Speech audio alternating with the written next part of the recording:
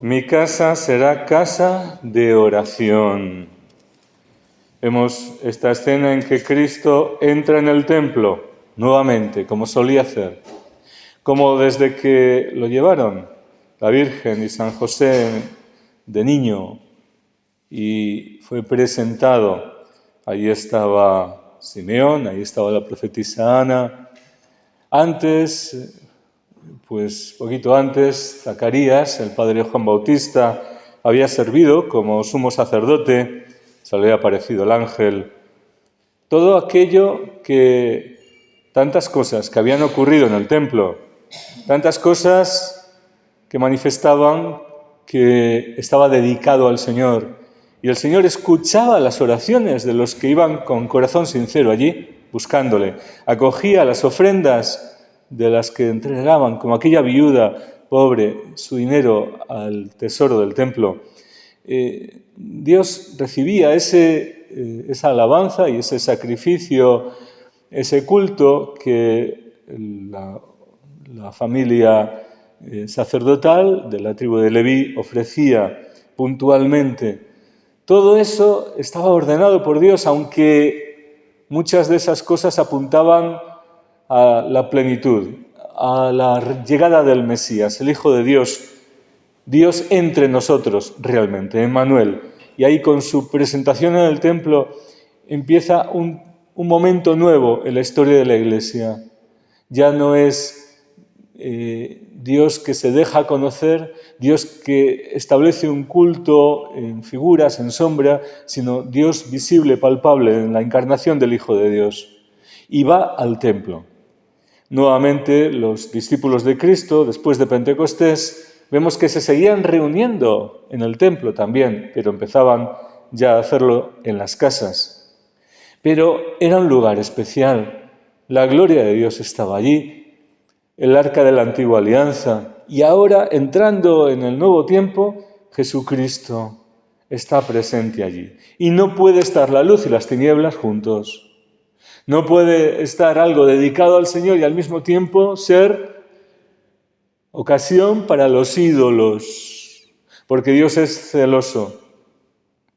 Y el Señor, viendo que en ese lugar consagrado a Él se estaba realizando una profanación continua, dedicándolo a otros intereses, a otros fines, y cómo se hacía negocio aprovechando de aquello. Porque claro, si tenían que llegar de muchos sitios y hacer ofrendas, venían de la diáspora, ¿verdad?, de muchos rincones. O si tenían que hacer sacrificios, necesitaban animales, necesitaban cambiar dinero, y pues mejor que lo buscasen en otras zonas, en otros barrios de la ciudad, se les ofrecía allí directamente, ¿verdad? Siempre hay quien está atento al negocio, facilitando la vida a los demás. Pero ese facilitar la vida suponía que dentro del templo se estaba haciendo negocio, dentro del templo se estaba usando ese recinto sagrado para la idolatría, porque había otro Dios ahí que se estaba erigiendo, que era el dinero, que era el negocio, que eran los intereses personales y, en definitiva, un estilo, un espíritu mundano que se había introducido en la casa santa de Dios, que debía ser casa de oración y no tener el corazón, la gente que iba allí, en estas otras cosas, desviándose del sentido de las ofrendas que hacían y de los sacrificios que ofrecían. Mi casa será casa de oración. Vemos también en la historia de los macabeos cómo Judas, después de derrotar a los enemigos, lo primero que hace es purificar y reconsagrar el templo, el santuario, porque de hecho toda esa rebelión de los macabeos se inicia por el celo de la casa de Dios, por el celo de la ley de Dios, por el celo de las cosas santas y de guardar la alianza de la ley.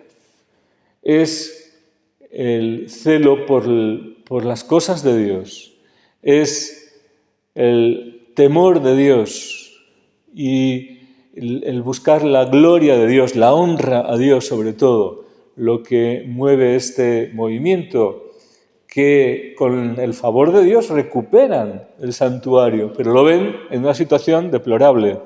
Había sido profanado y arrasado.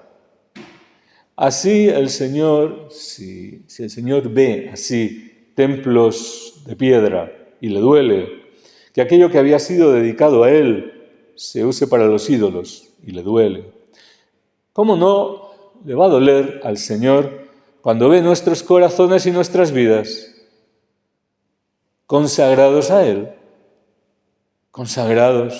Él, comprados por su sangre, templo del Espíritu? Y a lo mejor ve también que hay otras cosas que intentamos compaginar con el culto a Dios, que hay otros no dioses, ídolos, que tienen espacio ahí, que no todo le está sometido, sino que hay un espacio ocupado por algo que no es de Dios y no le da gloria, evidentemente. Al contrario, Dios lo detesta. Dios reclama lo que es suyo. Mi casa será casa de oración. Es el trato con Él, es el amor a Él sobre todas las cosas lo que Él está reclamando. Y no podemos dividir el corazón y poner amores dispersos en el mundo, en las criaturas, en lo que sea, sino es todo desde el amor de Dios y ordenado por su amor. Y en definitiva, ordenado también al amor de Dios. Que todo sea ocasión para amar a Dios, también a través de las criaturas y del servicio que hacemos, pero no apegándonos o haciendo ídolos de nada, ni mucho menos ídolos materiales.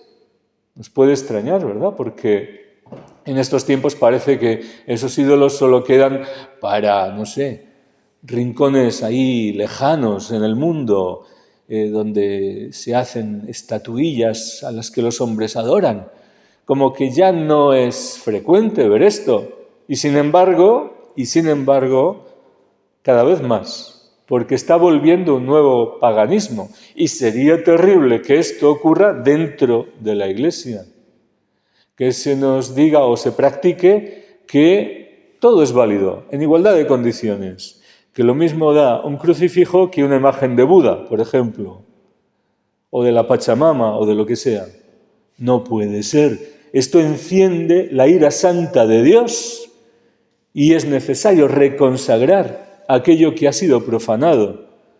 Empecemos por nuestra casa, que sea casa de oración, nuestra vida, nuestro corazón. Pero también la Iglesia pertenece al Señor y en ella no está legitimado nada para usurpar un lugar que no le corresponde. Todo se le debe rendir a Cristo, el Rey, el que entró y con su presentación consagró o reconsagró aquel templo que luego vio profanado otra vez.